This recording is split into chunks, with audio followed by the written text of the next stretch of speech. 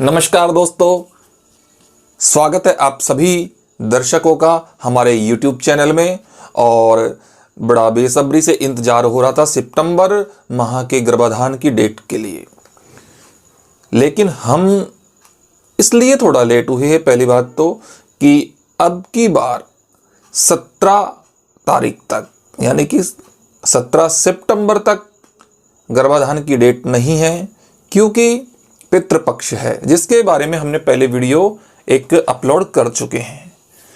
उसके बाद में अधिक मास स्टार्ट होगा, अधिक मास प्रारंभ होगा, और अधिक मास में भी कई लोगों ने वीडियो बना रखे होंगे, मैंने सुना है।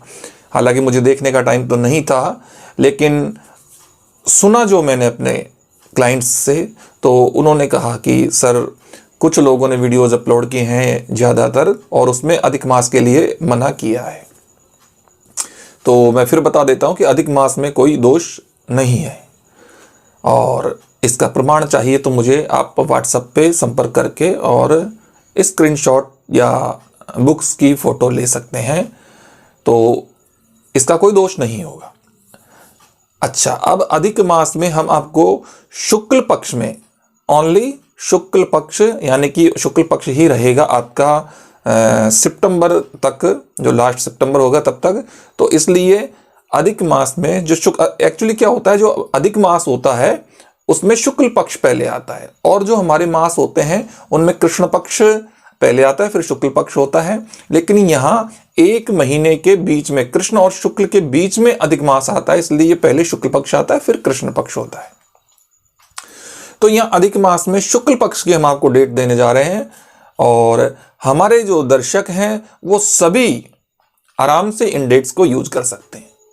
लेकिन हमने हमारे दर्शकों की सुविधा के लिए, और हर बार हम कुछ थोड़ा सा ज़्यादा कुछ नया इम्प्रूवमेंट हम करना चाहते हैं डेट्स में, इसलिए हमने कुछ डेट्स तैयार की हैं, कुछ रेडी की हैं आपके लिए, और उनमें कुछ टाइमिंग का या कुछ थोड़ा सा स्पेशल समझाने की कोशिश की है।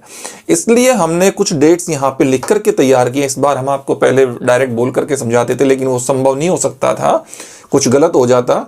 इसलिए हम आपको यहाँ पे इस बार कुछ डेट्स दे रहे हैं, और वो कैसे आपको सेलेक्ट करनी है वो आप देख लीजिएगा।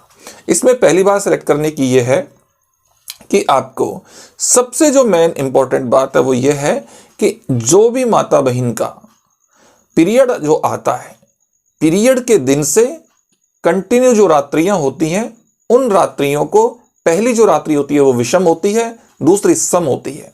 इस तरीके से विषम सम की गणना करते हुए 6 दिन के बाद 7वां दिन और छोड़ दीजिए, क्योंकि विषम में आ जाता है, और 8वें दिन से, और उसके बाद में जितना ज्यादा बढ़ता जाए वो ठीक रहेगा।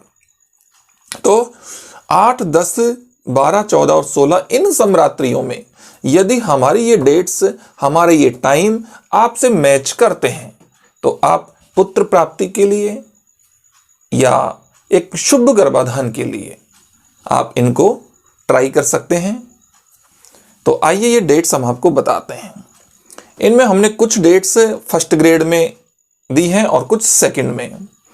तो 18 सितंबर को, ये आप फर्स्ट में ही मान लीजिएगा, प्रथमा तिथि रहेगी और शुक्रवार रहेगा, और ये जो प्रथमा तिथि है यानी कि प्रतिपदा, ये 12:50 तक रहेगी दोपहर।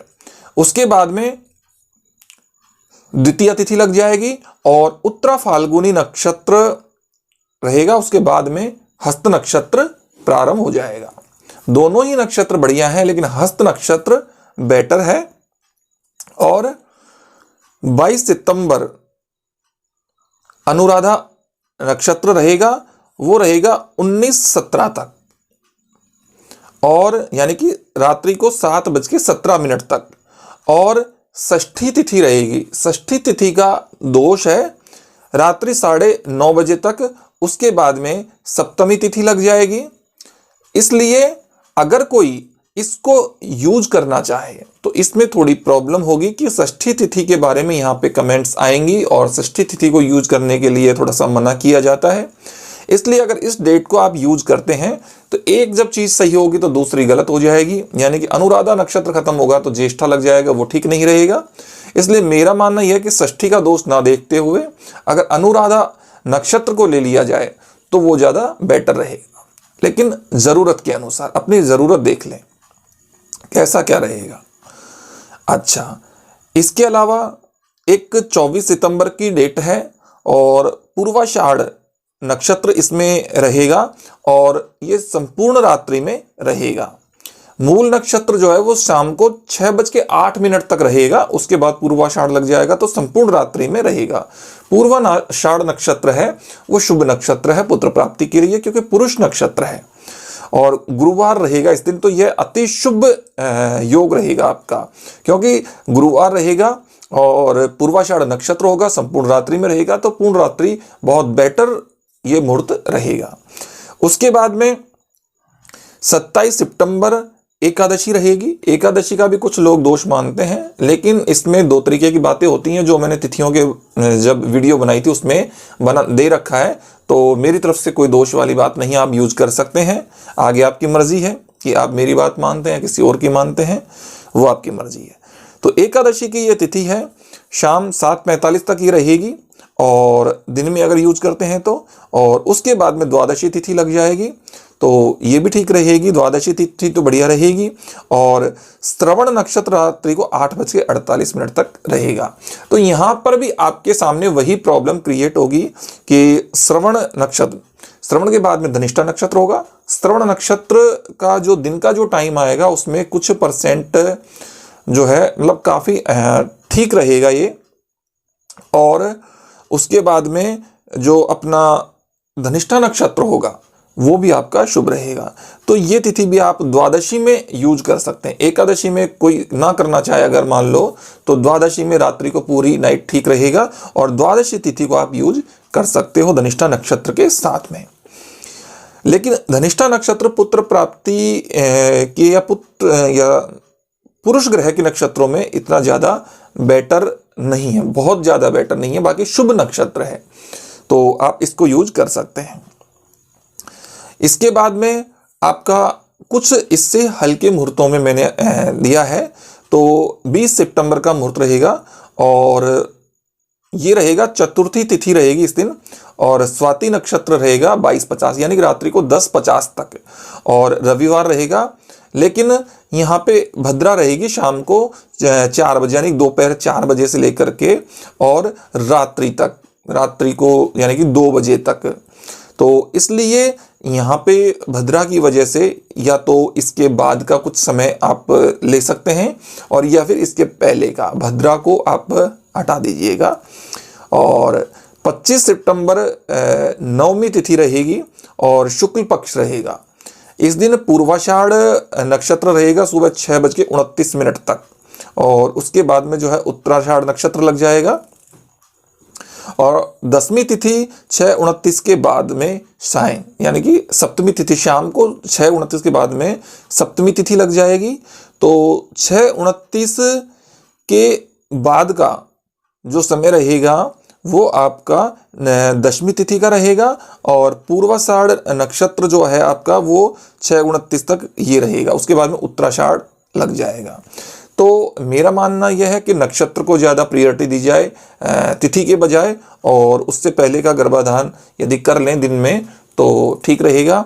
और बाकी अगर नाइट में अगर यूज करना चाहते हैं तो आप नाइट में कर सकते हैं, लेकिन वो जो आपका नक्षत्र रहेगा वो दूसरा नक्षत्र रहेगा और उत्तराषाढ़ लग जाएगा तो वो थोड़ा सा शुभ नक्षत्र रहेगा, लेकिन पुरुष ग्रह के नक्षत्रों की तुलना में वो थोड़ा सा कम रहेगा। उसके बाद में 28 सितंबर की डेट आती है, वो सोमवार रहेगा उस दिन। यहाँ आपको होरा देखने की ज़रूरत पड़ेगी। कोई भी वार अगर मान लो पुरुष ग्रह के वार नहीं पड़ रहे हैं, दूसरे कोई वार हैं, तो वहाँ पे आप, मैंने एक वीडियोस बना रखे हैं तो उसमें वीडियो में दिया हुआ है कि अगर कोई ऐसा वार हो तो वहाँ पे होरा देख करके आप उस समय को यूज कर सकते हैं। तो होरा की गणना आप उसमें से देख सकते हैं कैसे होरा निकालते हैं, वो टाइम आप ले सकते हैं। तो कहने का मतलब 28 सितंबर आप यूज कर सकते हैं। इसके बाद में एक आपको 29 सितंबर का रहेगा, त्रयोदशी रहेगी, और इस मंगलवार रहेगा त्रयोदशी 22:32 यानी कि 10:32 रात्रि तक रहेगी। उसके शतभिषा नक्षत्र रहेगा 24:46 यानी रात को 12:46 तक। तो ये डेट भी आप यूज कर सकते हैं। तो मैंने आपको ये डेट्स दी हैं और इन डेट्स के अनुसार, इन टाइम के अनुसार वीडियोज़ को थोड़ा ध्यान से सुने, टाइमिंग का थोड़ा ध्यान रखें। और इन डेट्स को पहले हम देते थे, फिक्स डेट देते थे और उनमें टाइम का ज़्यादा ध्यान नहीं देते थे। पिछली बार हमने टाइम का थोड़ा सा आपको बताया था, लेकिन ये बहुत एक लंबा हो जाता है, फिर आपकी ज़्यादा समझ में भी नहीं आता है, इसलिए थोड़ी सी हम टाइम को बचाते थे, लेकिन फिर भी हमने बार कोशिश की है। तो इन डेट्स को आप यूज कर सकते हो। जितना आप टाइम इनमें देख सकते हो, हमारी भाषा को समझ सकते हो, हमारी लैंग्वेज को आप समझ सकते हो, उतना बढ़िया रहेगा। हमने आपकी सुविधा के लिए ही किया है। तो आप इन डेट्स को यूज कर सकते हो। और यदि आपके समझ में नहीं आता है तो फिर आपको हमसे फ़ोन कॉल पे या व्हाट्सएप पे जानकारी लेनी पड़ेगी, जिसके लिए आपको फीस जमा करा करके मैं आपको पहले बता देता हूं कि हमारे यहाँ से अगर आप संपर्क करके डेट्स लेना चाहते हो या डेट्स क्लियर करवाना चाहते हो तो आपको फीस पे करके ही लेनी होगी। तो दोस्तों, इन जो हमने ये जो डेट्स दी हैं, इनमें थोड़ा सा हमने जैसे बताया है उसके अनुसार अपना टाइमिंग, अपना सब कुछ ज़्यादा से ज़्यादा देखने की कोशिश करें। अगर कहीं पे कोई भद्रा वगैरह का कोई टाइम और भी आ रहा हो तो वो आप बचा दें। एक्चुअली कोई भी अगर मान लो जल्दबाजी में अगर कहीं भद्रा का टाइम मुझसे छूट गया हो, मैंने नहीं बताया हो, तो उसको आप भद्रा देख लें और उसको अवॉइड करने की सोचें गर्भाधान के लिए। और अगर यदि आप अपनी राशि के अकॉर्डिंग यदि आप इन डेट्स को, इन टाइम्स को अपनी कुंडली के साथ मैच करवाना चाहते हैं, ये सारा कुछ यदि आप करना चाहते हैं, तो दोस्तों आप हमारे इस वीडियोज़ के जो नंबर चल रहे हैं नीचे, और उस वहाँ से आप नंबर लेकर के और हमें व्हाट्सअप कर सकते हैं, कॉल कर सकते हैं और अपनी कुंडली के अकॉर्डिंग या अपनी राशि के अकॉर्डिंग इन सभी डेट्स को मैच करवा सकते हैं। तो दोस्तों, अगर हमारी वीडियो आपको अच्छी लगी हो तो वीडियो को लाइक करिए, शेयर करिए, कमेंट करिए। फिर मिलेंगे एक नई वीडियो के साथ। और जो हमारे नए दर्शक हैं वो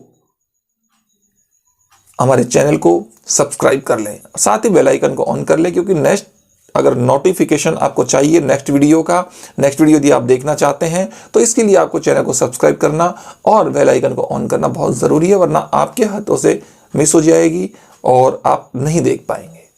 तो आशा करते हैं कि आपको वीडियो पसंद आई होगी और इजाज़त चाहेंगे कि हमें इजाज़त दीजिए। फिर मिलेंगे एक नई वीडियो के साथ, तब तक के लिए नमस्कार।